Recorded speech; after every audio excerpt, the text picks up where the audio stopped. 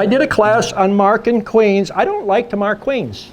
You want to learn to mark queens. The first thing I do with students is coming that want to do this is you start catching drones and learn to mark drones. Then I move you up onto the next step. You catch workers and you hold the worker and you mark the worker without getting stung. And you put it in a cage. The next thing we do is we move on to the queens. You want to mark the queen just like that without getting the eyes painted, without getting the wings painted. And that's where the gallon of water comes in handy. Wash your hands each time so you don't have propolis on. If you got a speck of propolis on there and you hit the wing just right, you can pull part of that wing off or damage the wings. The queen will not lay right. And never, in my belief, there's people out there don't agree with a lot of things I tell you, never mark a virgin queen. Wait till she's laying for at least 3 days. But you see, I can mark them. There's where, you know, sometimes I have fun with people. They want to bet with me. I'll bet with them. I made a quick $100, plus I sold the queen for $35. There it is, queen going in. Whenever you pick queens up, if you squeeze the abdomen too much, you can kill the queen or you can paralyze her. And I actually have an eyewitness to it, where a queen, hit the ground, said it was dead. And I put it in my hand, let it warm up, and I barely blew on it. And what happened, Kelly? Resurrect the queen. You're a miracle worker, too. I'm not. This queen's worth more than it is a live one. It's a queen lure.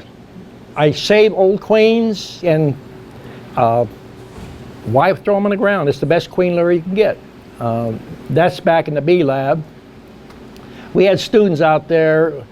Here's where I'm working hives, and you see, I got a bee on me. A lot of times people are, in their mind, afraid of the bees. Get over the afraid of them. I know, we've seen probably some of these before. That, I believe, is either a queen or it's a queen cell that was put between frames. When you put queen cells between frames, always try to put them at a 45 or pointing down. And when you cut cells on the tail end or the bottom side of it, make sure that the bottom side doesn't come above the top bars, because if you put your top bar, your lid on, you're going to push it down. And when you cut the cell out, the queen cell is hanging this way.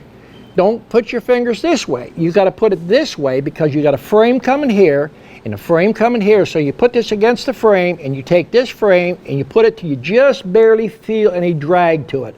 Then you take your fingers and look at the cell and just barely move the frame. Because if you don't do that, and that nuke has got a lot of bees, they'll cluster on that new cell right away and it'll pull down. And if you got honey up there, best thing to do is take your thumb and make an indentation. And then do the same technique. This is where we shake bees. That's one of the students. That's the second shaking box. In fact, that's on Stephen's truck right now. He was shaking bees last week. If we have bees, we shake all the way up into the end of September. We sell our nukes to the 30th of November. So people that tell you you can only sell bees in the spring, I don't know. I sell. Where's up there? What's this? Where'd you say up there? Where? I live north of Atlanta, about 60 miles. And, you know, we get variation of weather, but if I was south of Atlanta, I would sell bees, you know, a little later. So, did anybody got any questions on that? And this is how we put them in the box. And once you shake about 10 or 12 packages, as a student, I'll weigh your packages, and you should be within 1/8 of an ounce plus. And if you shake enough packages, I wish I had a dime for every package I shook. I can usually get them right on the money every time. And new students will either get them a little too heavy or a little too light. And it's better to have them a little too heavy and treat the customer right, because they'll come back, and it's less money you have to spend on advertising. This is how we make our queen cells. This is for beginners. The one I use has got 15 on it. This has got 6 on it. We have students we start them on a medium frame, which has got 2 bars. We put 15 queen cells on a bar, so starters is 30, because They're slow, they're learning. If you do the other one, you've got 3 bars, which you're going to have 45, and you should knock it out in less than 3 minutes. Each cell that's capped and ripe and put in an incubator is $10. So you don't have to run thousands of boxes to make any money. You can run queens, put them in an incubator, and have a market for them. But it's more money to mate them out, because if you don't sell the queen, golly, what's going to happen? Then you turn them in and sell them a nuke. So you make money either way. And that's what the queen cells look like. I try to teach students to build them. Some people that do grafting and that don't like that shape of them, but if you look at a 22 sideways, you don't want to sell any higher than a 22 standing sideways. Because the higher that cell is, that means you have to go into the graft to pull that larva out at a higher angle. So if you make a smaller cell, you come in at an angle this way. Once you learn how to do that, there's shortcuts to everything. What we normally do with experienced people, we take a hot knife and quickly cut the caps, and that shortens everything out, and you reach in a lot straighter. So I don't care what field it is, everybody has a shortcut. And the thing that I try to preach to people, they're beginning beekeepers, come to me, first thing they want to head in the back, and they want to make queens. Well, in my judgment, they're coming to me, they can't ride a tricycle, but they ask me to let them ride a high-performance motorcycle. First aid.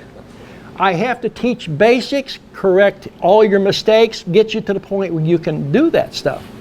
Most people learn really quick. That's what a bar looks like when you graft, when this is set up to go into graft. And what we do is take a baster and we run 3 lines down it and let it cool a little bit and run 1 line down, so you basically get a pyramid.